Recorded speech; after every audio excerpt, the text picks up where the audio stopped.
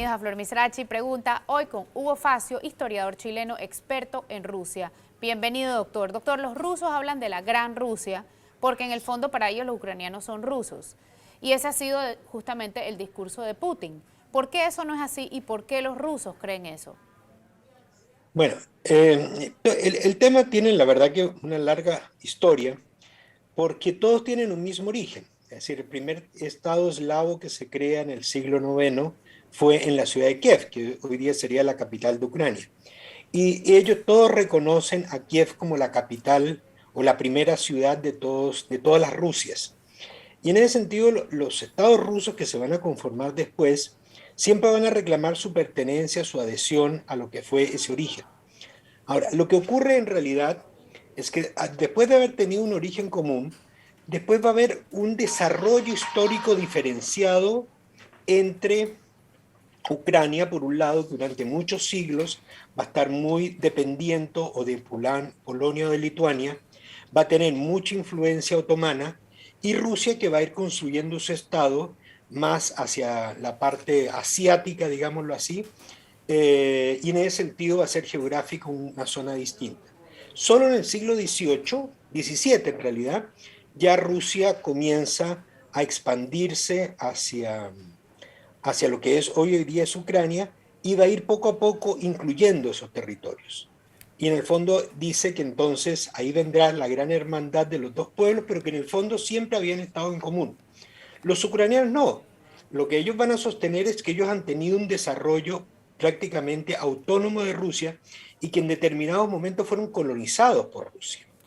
Y realmente Rusia, en las épocas de dominio sobre el territorio ucraniano, lo que va a hacer es ponerles una serie de restricciones a sus propias identidades lingüísticas y culturales, y les va a imponer el idioma ruso, ¿no? Entonces de ahí esto es una cosa que tiene una larga historia. En el fondo tienen un origen común, pero son distintos.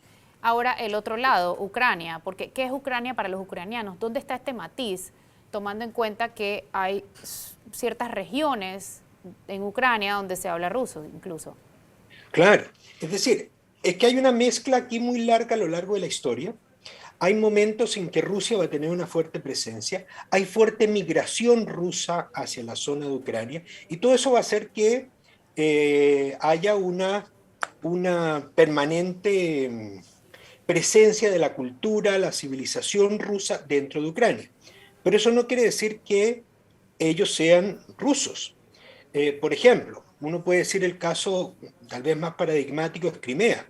En Crimea sin duda hay una población mayoritariamente rusa, pero eso es porque la población nativa de ahí fue expulsada, y la zona muy apetecida por la parte norte del Mar Negro va a ser colonizada va a ser explotada en el fondo por los rusos. Pero eso es una zona donde también viven muchos ucranianos. Entonces, eso da una fusión de estos dos pueblos que han compartido muchas cosas a lo largo de la historia. Pero los ucranianos sí han tenido un desarrollo distinto, porque han tenido una influencia mucho mayor de la Europa centrooriental, Polonia, Austria, Hungría, los eslavos del centro, y en ese sentido han tenido un desarrollo histórico-cultural diferenciado respecto al de los rusos. Hemos hablado de la historia, pero ¿esta es una guerra de historia o es una guerra mercantilista? A ver, esta es una guerra donde la justificación se busca en la historia. Inclusive es muy diciente que Putin se ha convertido, la verdad, que casi en un historiador profesional. Bueno, no profesional, le ha interesado mucho empezar a trabajar la historia, y ha escrito sobre la historia. Obviamente es muy amoldada a lo que él quiere decir, ¿no? Es de historiador, en el fondo sí tiene muy poco, pero siempre busca en la historia legitimaciones para su discurso y para decir los ucranianos y los rusos siempre hemos sido lo mismo. Y él lo trata de explicar eso históricamente. Ahora, lo que hoy en día ocurre es un conflicto que la verdad que tiene varios componentes. Tiene un primer componente que tiene que ver con el hecho de que Rusia considera que rusos, bielorrusos y ucranianos deben estar siempre cercas. Pueden ser bajo distintas figuras estatales, pero siempre tienen que compartir un mismo proyecto, porque son un mismo origen y son un mismo pueblo. Esa es la visión de los rusos y esa es la visión de Putin. Entonces, ese es un problema. Pero también está el problema de la seguridad y está el problema de la OTAN. Rusia siente que la OTAN se ha venido expandiendo y la OTAN es una organización que siempre ha visto a Rusia como un enemigo. Y en ese sentido no puedes permitir que Ucrania, que es un país que debería estar cercano a Rusia, haga parte de una organización que sea eminentemente antirrusa, ¿sí? Como sería la OTAN. Entonces fíjate que ahí hay dos temas totalmente distintos que se cruzan hoy en día. Entonces, Ahora, ¿qué busca Rusia y qué defiende Ucrania? En resumen. a ver, lo que busca Rusia es que Ucrania no haga parte de la OTAN, que ojalá que tampoco pueda ser parte de la Unión Europea. Busca también que Ucrania se mantenga siempre cercano a Rusia, que defienda a Rusia, que se convierta en un amortiguador en caso de un enfrentamiento con los países occidentales, un amortiguador de Rusia. Para el caso de Ucrania, es lo contrario. En el fondo, Ucrania está en la siguiente disyuntiva. ¿Mira al este o mira al occidente? Hacia el este, ¿qué es lo que ve? Ve una Rusia autoritaria y hacia el occidente ve un sistema, podemos decir quizás decadente, que sería Europa. Seguramente Europa es un sistema decadente, pero es mucho más atractivo. Es decir, hay unas formas de bienestar en Europa que no las tiene Rusia. Entonces están en la opción, o se van para un lado o se van para el otro. Y claro, para los ucranianos resulta mucho más atractivo acercarse a Europa occidental que mantenerse aliada con Rusia. Doctor Facio, ¿qué gana y qué pierde Putin en esta guerra? A ver, Putin, en el fondo Putin sí hace parte de una sociedad rusa que se siente en alguna medida humillada, ¿sí? Se siente humillada y es una cosa histórica, ¿no? De que muchas veces se han sentido una especie de, como de complejo frente a Occidente, que los Occidente los menosprecia, que actúa en contra de ellos y demás. Y en el fondo es una reacción un poquito visceral de querer reconstruir la grandeza de su país, ¿sí? En el fondo para hacer de Rusia un Estado imperio, que ese es en el fondo el proyecto de Putin. Eso es lo que él quiere ganar, es volver a reconstruir la grandeza de Rusia y que Rusia sea escuchado en el concierto internacional. Por eso es muy importante cuándo ocurrió todo esto. Esto ocurre en un momento de debilidad de la OTAN y esto ocurrió, me refiero a lo de Ucrania, ocurre en un momento también en que Estados Unidos salió bastante maltrecho de Afganistán y viene un poquito con toda esa secuela de la época de Trump, cuando prácticamente se alejaron las relaciones entre Europa y Estados Unidos. Entonces, él utiliza un poco esta coyuntura para decir, este es el momento oportuno para volver a reposicionar a Rusia en el escenario mundial. ¿Usted considera que Putin es socialista? No, Putin es un conservador de extrema derecha. Es decir, él de socialista comunista no tiene absolutamente nada. Es todo lo contrario. Él sería sí, un conservador de extrema derecha con una visión muy imperial de lo que debe ser Rusia. ¿Y Rusia hoy es la continuidad de la Unión Soviética? No, para nada. Es decir, es la continuidad en algunas cosas institucionales, porque Rusia heredó muchas cosas de la Unión Soviética. Por ejemplo, hereda todo el armamento nuclear. Claro, en ese sentido es heredera, ¿sí? Pero por otro lado, la Rusia de hoy difiere en lo fundamental del proyecto soviético. El proyecto soviético era de creación de una sociedad nueva, distinta. Lo que quiere la Rusia de Putin, o Putin al frente de esta Rusia, es volver a la Rusia tradicional, es volver a la Rusia imperial, tal como existía en la época de esos zares que él admira. Es Vamos, otro tipo de sociedad. vamos a un cambio y ya volvemos y seguimos hablando un poco del conflicto Ucrania-Rusia. No se vayan.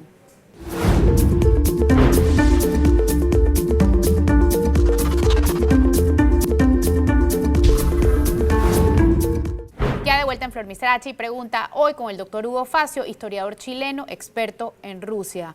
Doctor, ¿por qué la poca opción de la OTAN?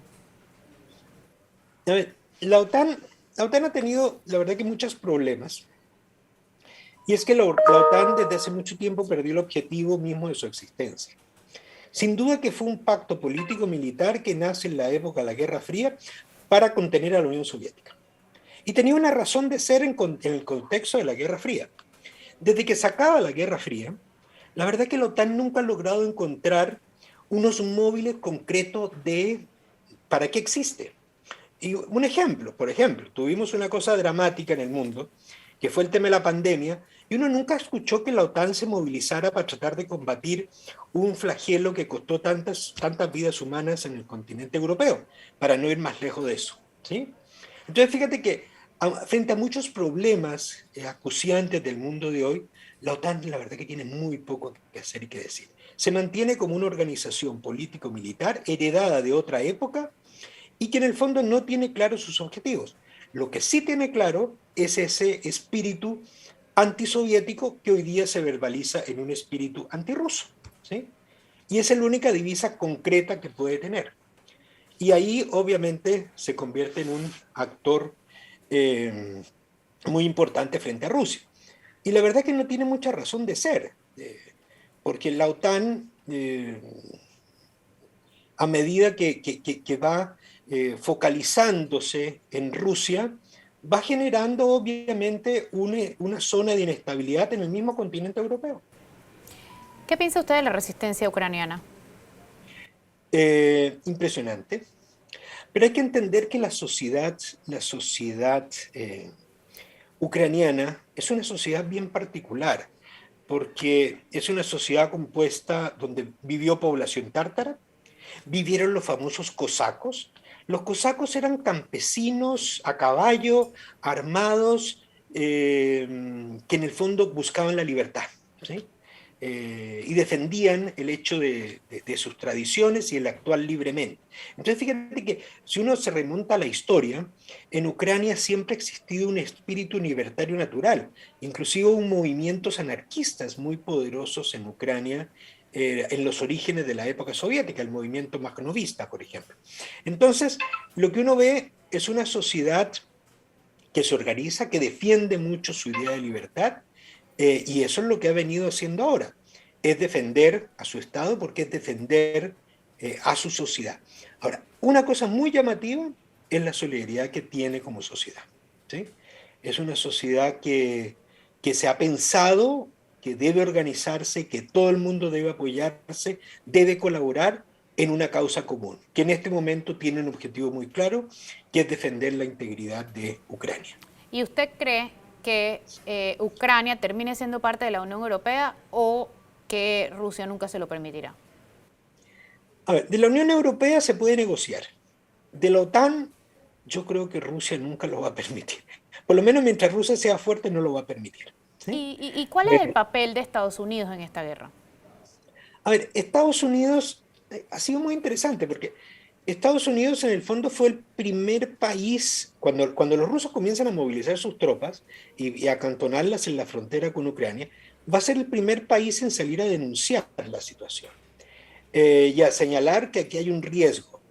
Pero fuera de eso, después pasó a un segundo plano. Realmente el tema de Europa, quien lo va a manejar perdón, el tema de Ucrania lo van a manejar los mismos europeos, que es una cosa muy interesante porque ya no es Estados Unidos como gendarme, sino es Europa respondiendo a un problema europeo, contando obviamente con el apoyo de atrás de Estados Unidos. Y lo hemos visto que da armas, da plata, da mucha cosa, pero no está asumiendo el liderazgo. Uno podría decir, ¿será que se acabó la época del primado norteamericano en el mundo? Puede ser. ¿O será que Estados Unidos prefiere mantenerse en una segunda posición para más bien tratar de actuar frente a lo que podría ser su gran contendor, que es básicamente China? ¿Esa es la razón por la que Biden no se ve muy involucrado en el tema? Yo creo. Yo creo, Biden lo tiene muy claro que el gran problema de Estados Unidos es China, que es un problema mucho más grande que el de Rusia, y a ese tiene que estar muy, pero muy vigilante. ¿Sí? Y cuando invaden, generalmente todo el mundo condena de una vez, ¿no? Pero empiezan a pasar los días y los países empiezan a tomar distancia. ¿Cuál es su lectura al respecto? Mira, yo creo que hay varias cosas. Hay una cosa emocional, que obviamente cuando uno ve la invasión, ve la sangre, ve el sufrimiento, ve la destrucción, obviamente uno siente solidaridad por el desvalido, eso yo creo que es una cosa casi natural, ¿no? Entonces, todos nos vestimos de azul y amarillo, solidarizándonos con Ucrania. Pero también fíjate que lo que ha empezado a ocurrir es que el tema de la paz prácticamente pasó a segundo plano. Hoy día no pueden haber voces que pregonen por la paz. Entonces, fíjate, con el correr de los días, la gente también como que se va decantando y dice, a esto hay que darle solución, a esto hay que buscarle alguna vía de escape. Y eso tiene que pasar por una búsqueda de la paz. Entonces ya no es seguir en esta lógica un poco militarista, sino es en buscar alternativas. Y en ese sentido yo creo que ya empieza a haber un poquito de distanciamiento, no de antipatía frente a lo que está ocurriendo, pero sí de tratar de buscar otras opciones. Vamos a un cambio y volvemos y seguimos hablando un poco de esto, que hay que negociar, si se pudo prevenir las consecuencias mundiales. No se vayan. Esto es Flor Misrachi pregunta, hoy con Hugo Facio, historiador chileno, experto en Rusia.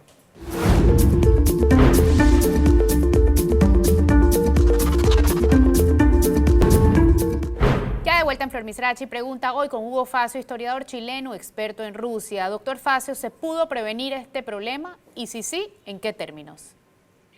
Mira, yo creo que sí se pudo prevenir, y yo creo que para eso tendría que haber habido una predisposición a querer no llegar al punto de no retorno, que fue lo que ocurrió.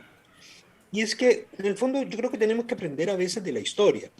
A un país como Alemania, que lo golpearon tanto después de la Primera Guerra Mundial, genera unos resentimientos, y mira lo que terminó siendo en la Segunda Guerra Mundial. Esas son situaciones, la verdad, que se escapan un poco a las previsiones políticas del momento, pero lo que hay que hacer es, obviamente, hay que generar unos marcos de seguridad que sean indivisibles, es decir, que podamos garantizar la seguridad de Rusia, pero también la de Ucrania, ¿sí? Como la de Europa, como la de Estados Unidos, como la de todos. Pero no podemos presuponer que vamos a resolver el problema de Ucrania a expensas de Rusia, ¿sí? Es ahí donde se genera un problema.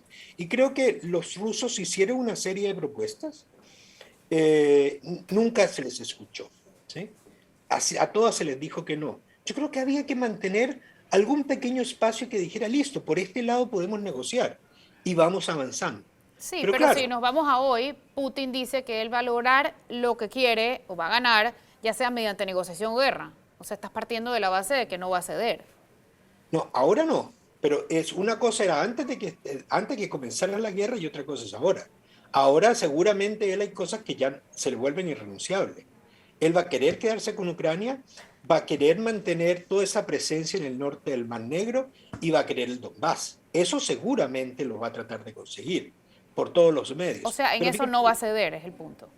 hoy en día no, pero antes de que estallara el conflicto sí pudieron haber existido ciertos márgenes de negociación. Difíciles, por supuesto, siempre estas negociaciones son difíciles, pero yo creo que sí las había. Y yo creo que lo que hay que hacer ahora es volver a abrir esos cauces y escuchar a las partes y tratar de encontrar un punto intermedio donde todas puedan sentirse satisfechos, o por lo menos no sentirse amenazados, que es lo que está ocurriendo hoy en día. Y no nos olvidemos, por lo menos puede haber un 50-60% de la población rusa que apoya a Putin. Es decir, es que muchos comparten esta idea de que Rusia está siendo amenazada, sea cierto o no. Pero lo cierto Apoyan es a que Putin, pero están viendo las consecuencias de sus decisiones. Por ejemplo, allá a eso iba. ¿Qué piensa usted de la forma en la que las redes sociales han cambiado el panorama de la guerra, provocando incluso que franquicias tan importantes como McDonald's y Coca-Cola sancionen a Rusia por la guerra? Y sí, eso sancionen a Rusia me refiero a sus habitantes. sí, esas son cosas que se van a impactar, pero también yo creo que, pero aquellos sectores que sí están junto con Putin por defender la integridad de Rusia, van a entender de que esto es parte de las amenazas constantes. Es decir, estas mismas acciones en contra de Rusia, el régimen lo convierte en unas acciones legitimadoras de su posición. En el fondo, para el gobierno ruso, esto le está demostrando que Occidente está en contra de ellos, ¿sí? Y con eso moviliza a su población. Entonces, fíjate que se te vuelve en alguna medida contraproducente. Ok, ¿y cómo le afecta al mundo financiera, económicamente, cibernéticamente, esta guerra? Puntualmente, ¿cómo le afecta? Mira, esta guerra tiene una particularidad. Es una guerra hasta el momento totalmente tradicional, es una guerra territorial, que no ha desembocado en otro tipo de guerra. Todavía no es una ciberguerra y nadie sabe por qué eso no está ocurriendo. Pero lo cierto es que, aunque sea una guerra totalmente localizada, es una guerra de impacto mundial. Y va a tener impacto mundial y por mucho tiempo, porque estas heridas, así el conflicto se acabe rápido, no se van a subsanar rápido. Los castigos a Rusia van a proseguir, el tema del petróleo, del gas va a continuar, los temas financieros van a continuar. Es decir, yo creo que aquí hay unos cambios que se están presentando de grandísima envergadura a raíz de esto. Y empezamos a ver pequeños ejemplos. Se está acelerando las negociaciones con Irán. Porque claro, Irán puede abastecer el petróleo que no va a llegar de Rusia. Están las negociaciones ahora con Maduro. Es decir, a ese que se le consideraba un paria hace poco, resulta que ahora se negocia con él. Fíjate cómo toda la ecuación en distintas partes va comenzando poco a poco a cambiar. Este sí es una guerra que va a tener un impacto mundial gigantesco, con unas consecuencias que todavía no las logramos prever totalmente. ¿Y quién tiene las de ganar? En lo militar, en el corto plazo, yo creo que va a ser Rusia. Va a obtener ciertos dividendos. Que logre apresar al presidente, dominar las ciudades, no lo creo, eso es muy difícil. Se habla mucho que el ejército ruso está paralizado, que ya no logra avanzar, pero es que dominar una ciudad es difícil, porque en una ciudad es combatir edificio por edificio, y eso es una cosa compleja. Entonces no pueden seguir avanzándose a gran paso. Por lo tanto, yo creo que esto va a ser una guerra de desgaste, donde sin duda él se va a quedar con algunas partes. Ahora, a Rusia le va a costar mucho, porque estas medidas que se están tomando contra Rusia, más otras que vendrán, van a tener un gran impacto en su sociedad. Ahora, si eso va a dar lugar a que haya una movilización al interior de Rusia en contra de Putin, eso está por verse. Empezamos a ver formas de descontento, han habido manifestaciones en muchas ciudades de Rusia. Creo que eso vaticina un poco que puede haber un cambio en el estado de ánimo de la población, y eso será algo con lo cual Putin tendrá que entrar también a contar a la hora de buscar la manera de frenar todo esto, ¿no? Y por último, doctor Facio, usted es chileno, vive en Italia, ha vivido en otros varios países y es experto en historia rusa. En Panamá, el Congreso, la Asamblea llamada en Panamá, ha pasado una ley para que los historiadores sean panameños, idóneos. ¿Cuál es su opinión de eso? Una profesión restringida para panameños. Solamente panameños. A ver, es terrible. Terrible porque, mira, yo creo que cuando uno mira los desarrollos de la historiografía, uno ve, por ejemplo, que si tomamos el caso de Colombia, yo no conozco los estudios de Panamá, pero conozco los de Colombia, uno ve que han habido muchos historiadores norteamericanos, franceses, que han jugado papeles fundamentales en el desarrollo de la historiografía colombiana. Y hoy día se conocen cosas de Colombia muy, muy buenas, gracias a estas personas. ¿Por qué? Porque cuando uno mira las cosas desde fuera, está desarrollando un punto de vista distinto. Y eso ayuda a desprovincializar un poco el conocimiento histórico y dos, a darle una mirada refrescante, ¿sí? Creo que lo que ocurriría es que si solamente los panameños pueden estudiar Panamá y solamente los panameños se van a especializar en Panamá van a terminar inventando el agua tibia. Porque con el tiempo se van a dar cuenta que habían tales o cuales cosas que ellos desconocían por no conocer otras experiencias o que no les aporten otra experiencia. Y además sería desvincular a los historiadores panameños en las redes mundiales de historiadores. Me parece que es una pésima decisión. Muchísimas gracias, doctor Facio. Esto fue Flor Misrachi Pregunta, hoy con el historiador chileno experto en Rusia, Hugo Facio. Gracias, doctor.